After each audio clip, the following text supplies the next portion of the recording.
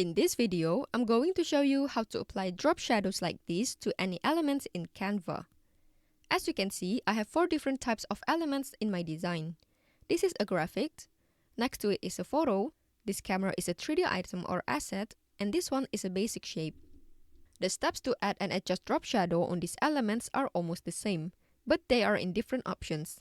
For graphic and photo, you can find shadow effects by going up to the top toolbar and click this edit option. Then you have to scroll all the way down until you find the shadow section. Here just click drop shadow and click the settings.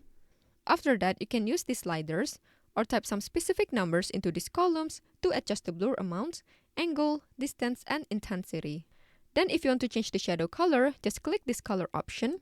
Then play around with this color picker or type a hex code if you have one into this column. While for the 3D elements and the basic shape, you can find drop shadow by going up to the top toolbar and click this effects option.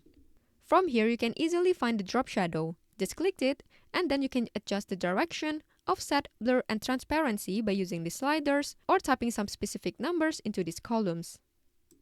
Then to change the shadow color, just click this color, then choose another color from these options. But if you don't want any of these colors, you can also add a new color by clicking this plus icon. Then play around with this color picker to find the color that you want, or type a hex code if you have one into this column. And that's how you can apply drop shadow to any element in Canva. I hope you found this tutorial helpful.